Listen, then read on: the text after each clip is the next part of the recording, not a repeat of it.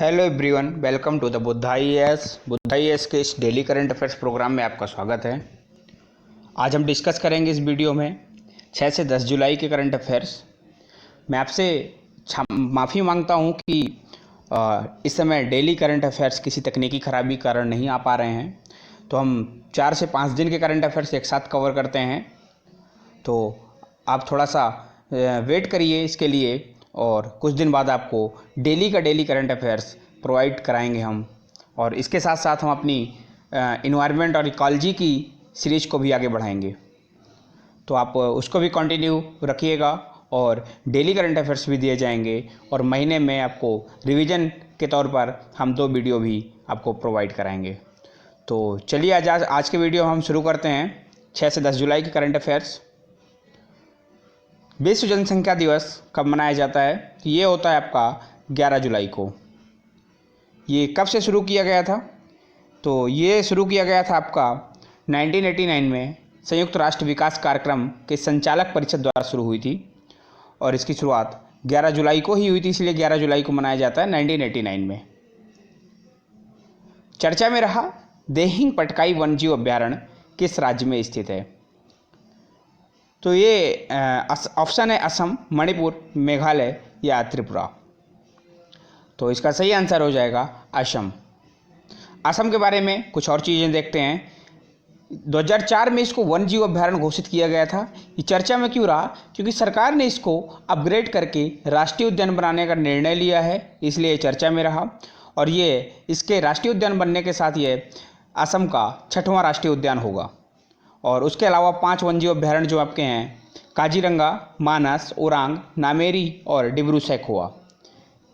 इसमें से आपका जो काजीरंगा और मानस हैं, इनको 1985 में यूनेस्को ने विश्व विरासत स्थल घोषित किया था। और असम के बारे में कुछ अन्य जानकारी।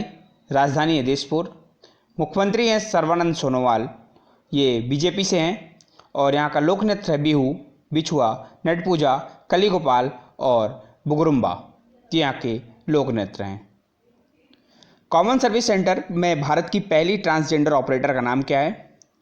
ट्रांसजेंडर ऑपरेटर की बात कर रहा है ये जोया खान। इसका सही आंसर हो जाएगा जोया खान। तो ये गुजरात के वडोदरा जिले में इन जोया खान को भारत में कॉमन सर्विस सेंटर की पहली ट्रांसजेंडर ऑपरेटर नियुक्त किया गया है। और ये भारत सरकार ग्रामीण, और ये काम क्या करता है? कॉमन सर्विस सेंटर यानी CSC का काम क्या होता है? ग्रामीण स्थल में दूरस्थ स्थानों पर ई सेवा पहुंचाने की सुविधाएं ये प्रदान करता है। भूमिहीन किसानों को ऋण देने के लिए ओडिशा सरकार द्वारा शुरू की गई योजना का नाम क्या है? खेतिहर योजना, बलराम योजना, कृषक कल्याण योजना या फिर कृषि विकास योजना? इसका सही आंसर हो जाएगा बलराम योजना। ये उड़ीसा के बारे में। उड़ीसा में एक महोत्सव होता है कछुआ महोत्सव, तो ये भी आपको याद रखना है, कछुआ महोत्सव। और जगन्नाथ यात्रा कहाँ निकाली जाती है? उड़ीसा में ही। तो उड़ीसा के पुरी में जगन्नाथ मंदिर है, और वहीं पे जगन्नाथ यात्रा निकाली जाती है। तो इससे भी आपको कन्फ्यूज नहीं होना है।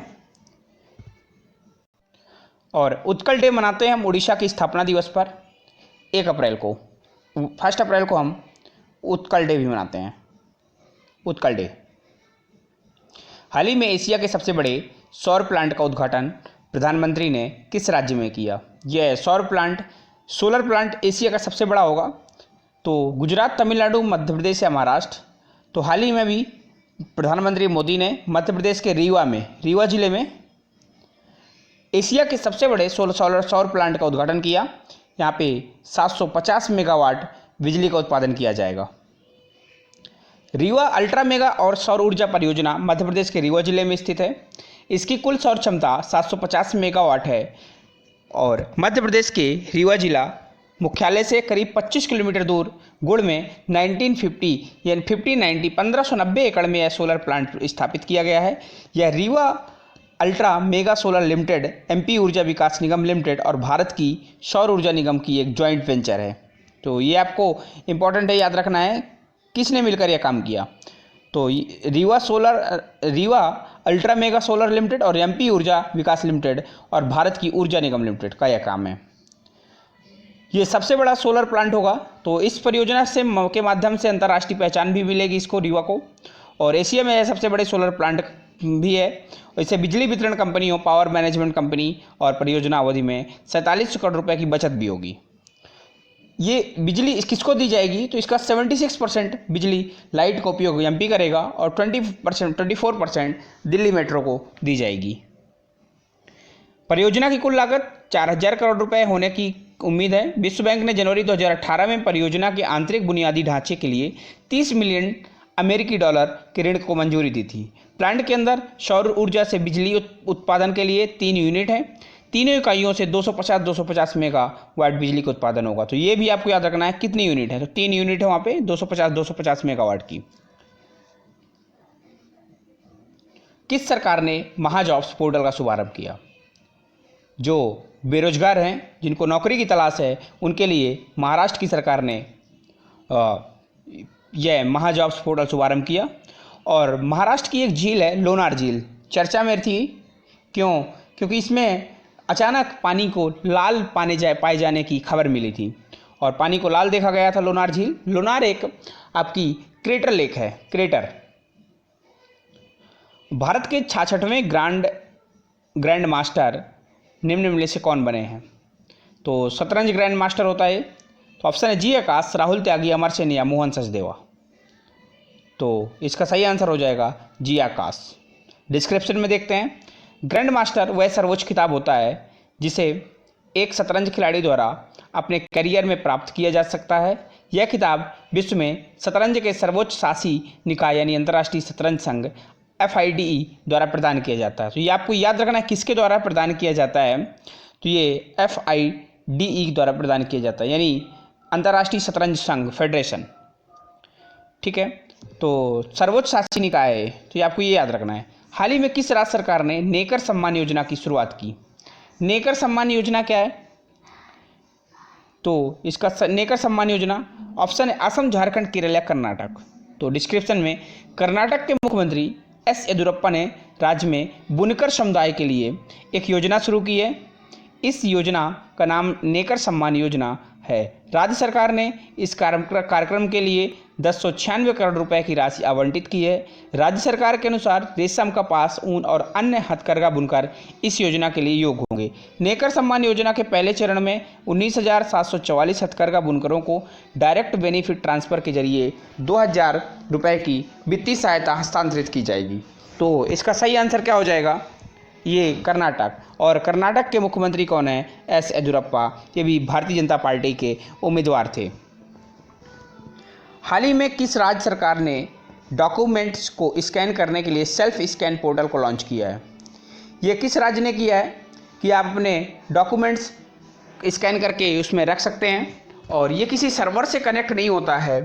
इसको ये डाटा आपके सीधे मोबाइल पे रहता है, इसको किसी सर्वर से कनेक्ट नहीं किया गया है। तो इसका सही आंसर क्या हो जाएगा? वेस्ट बंगाल।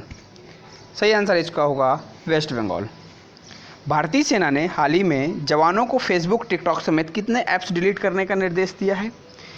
ये चीन के साथ चल रही थी कंट्रोवर्सी, जिसमें भारत सरकार ने चीन के 59 एप्लीकेशंस को बैन किया था। लेकिन जो क्वेश्चन में क्या पूछा है कि भारतीय सेना ने अपने जवानों को फेसबुक सहित कितने ऐप्स डिलीट करने के निर्देश दिए हैं? तो इसका सही आंसर हो जाएगा 89 एप्लीकेशंस को। 89 एप्लीकेशन को बैन करने के लिए आर्मी को गाइड किया गया है। वैश्विक रियलिटी पारदर्शिता सूचकांक में भारत किस स्थान पर है?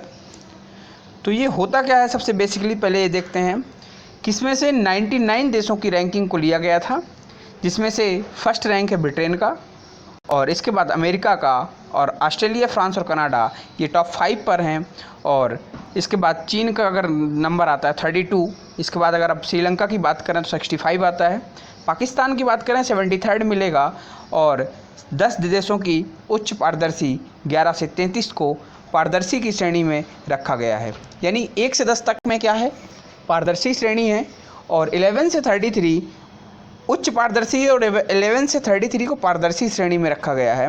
और इसमें से भारत का स्थान है 34। 100% घरों में गैस कनेक्शन देने वाला देश का पहला राज्य कौन सा है? उत्तर प्रदेश, मध्य प्रदेश, हिमाचल प्रदेश या फिर आंध्र प्रदेश? क्या होगा सही आंसर? क्योंकि जो प्रधानमंत्री मोदी की उज्ज्वला योजना थी ना, उसके अलावा जितने परिवार बचे थे इससे इसका फ़ायदा नहीं ले पाए थे, तो वहाँ के मुख्यमंत्री ने, जयराम ठाकुर हैं हिमाचल प्रदेश के मुख्यमंत्री, और ये काम किया था हिमाचल ने। तो वहाँ पे गृहिणी योजना शुरू की गई थी, गृहिणी। तो गृहिणी योजना के तहत वहाँ के सभी परिवारों को गैस कनेक्शन प्रोवाइड कराए गए थे। तो इसका सही आंसर हो जाएगा हिमाचल प्रदेश। और हिमाचल प्रदेश का स्थापना दिवस होता है 15 अप्रैल को। कब होता है? 15 अप्रैल को हिमाचल प्रदेश का स्थापना दिवस होता है। और एक महत्वपूर्ण वाइल्ड लाइफ सेंचुरी है, वाइल्ड लाइफ सेंचुरी कहाँ पे? हिमाचल प्रदेश में, जिसका नाम है लीपा असरा। क्या नाम है? लीपा असरा। ये हिमाचल प्रदेश की बहुत इम्पोर्टेंट वन्यजीव अभ्यारण्य है। तो आपको ये भी आपको याद रखना है। बहुत सारी चीज़ें हैं जो हिमाचल प्रदेश के बारे में इम्पोर्टेंट रखती हैं। और इसके बाद नेक्स्ट क्वेश्चन, मध्य प्रदेश में किस उद्योग को बढ़ावा देने के लिए इंतजार आपका एक अभियान शुरू किया गया है, जिसका नाम है इंतजार आपका? तो ये कोविड-19 के कारण पर्यटकों की कमी के कारण पर्यटकों के लिए एक अभियान शुरू किया गया जिसका नाम है इंतजार आपका। तो ये मध्य प्रदेश की स्कीम है और मध्य प्रदेश की राजधानी है भोपाल, और यहाँ के मुख्यमंत्री हैं शिवराज सिंह चौहान। यहाँ कान्हा नेशनल पार्क है, पेंच राष्ट्रीय उद्यान है, पन्ना नेशनल पार्क है, ये सभी आपके उसमें टाइगर रिजर्व भी हैं ये। और ये बहुत महत्वपूर्ण चीज़ें हैं यहाँ पे।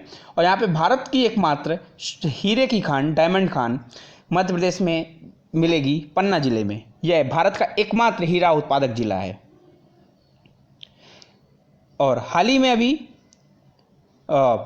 रीवा डिस्ट्रिक्ट में एशिया का सबसे बड़ा सोलर प्लांट स्थापित किया गया है। किस भारतीय अमेरिकी लेखक को 2020 ग्रेट इमिग्रेंट सम्मान के लिए नामित किया गया? ये किया गया किसको? चेतन भगत, सुहास गिल, विश्वास नागर या सिद्धार्थ मुखर्जी? तो ये किया गया सिद्धार्थ मुखर्जी को। तो डिस्क्रिप्शन में देखते हैं। पुलित्जर पुरस्कार विजेता भारतीय अमेरिकी लेखक और ऑन्कोलॉजिस्ट सिद्धार्थ मुखर्जी को कार्नेगी कॉर्पोरेशन ऑफ न्यूयॉर्क द्वारा 2020 ग्रेट इमिग्रेंट सम्मान के लिए नामित किया गया। तो इसका सही आंसर हो जाएगा सिद्धार्थ मुखर्जी। केंद्र सरकार का ऐप इनोवेशन चैलेंज कंपटीशन निम्न में से किससे संबंधित है? मोदी जी ने भी कहा कि स्वदेशी अपनाएं, यानी हमारे प्रधानमंत्री का जो मन की बात में है और देश के राष्ट्र के नाम संबोधन में है, उन्होंने कहा था चैलेंजिंग ऐप बनाएं। अब चैलेंज किया था युवाओं को कि आप खुद एप्लीकेशंस को डेवलप करेंगे, इसमें से आपको जो भी इसमें एक इनोवेशन चैलेंज कंपटीशन होगा, जो भी एप्लीकेशन बनाएगा, जो भी इसकी फर्स्ट रैंक आएगी, उसको 5 लाख रुपए का पुरस्कार दिया जाएगा। तो इसका सही ऑप्शन है नए स्वदेशी ऐप बनाने से संबंधित है। शेरतुक-पेन समुदाय किस राज्य से संबंधित है? क्योंकि ये हाल ही में चर्चा में रहा। इसे हनी हंटर के नाम से भी जाना जाता है। हनी यानी शहद को तोड़ते हैं, और ये सांस्कृतिक विरासत में शामिल था और धीरे धीरे ये विलुप्त होती जा रही है। तो ये शेरतुक-पेन समुदाय अरुणाचल प्रदेश से संबंधित है। अरुणाचल प्रदेश में अभी एक टाइगर रिजर्व भी है जिसे कहते हैं पक्के टाइगर रिजर्व। तो ये आपको याद रखना है कि पक्के टाइगर रिजर्व अरुणाचल प्रदेश में है। और इम्पोर्टेंट महत्वपूर्ण बात यह है कि जो वहाँ का स्थापना दिवस है अरुणाचल प्रदेश का, ये 20 फरवरी को होता है, 25 को होता है अरुणाचल प्रदेश का स्थापना दिवस। इसके अलावा आपको एक और याद रखना है, जो भारत का 50वां टाइगर रिजर्व है, 50वां टाइगर रिजर्व जिसका नाम है कमलांग, ये भी अरुणाचल प्रदेश में है। तो ये भी आपको याद रखना है कि कमलांग भारत का 50वां टाइगर रिजर्व और ये अरुणाचल प्रदेश में है। और 49वां कौन सा है? ओरांग, असम में है। ओरांग असम में है। ये भारत का 49वां टाइगर रिजर्व है।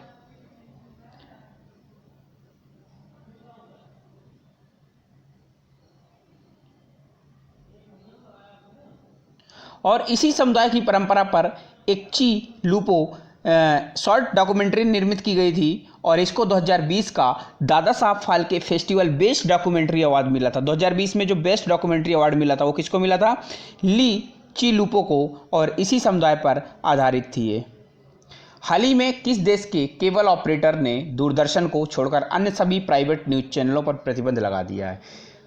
क्या मतलब है, वहाँ पर सिर्फ हमारा दूरदर्शन चलेगा और भारत के जितने भी प्राइवेट न्यूज़ चैनल हैं उनको सबको बैन किया हुआ है।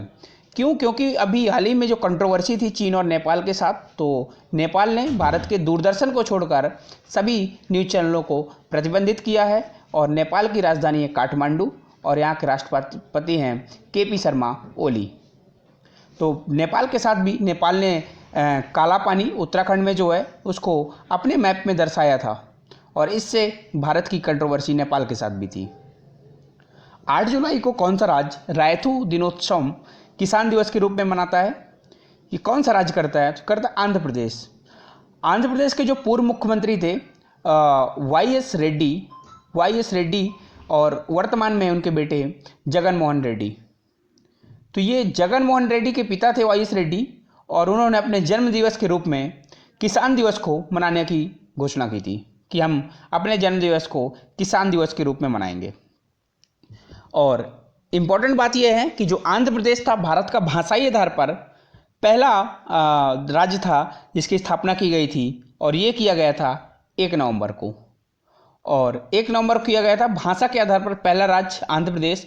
और तेलंगाना जो 2014 में बना था, 2014 में तेलंगाना का एक निर्माण हुआ था, और इसी के साथ भारत में 29 राज्य हो गए थे।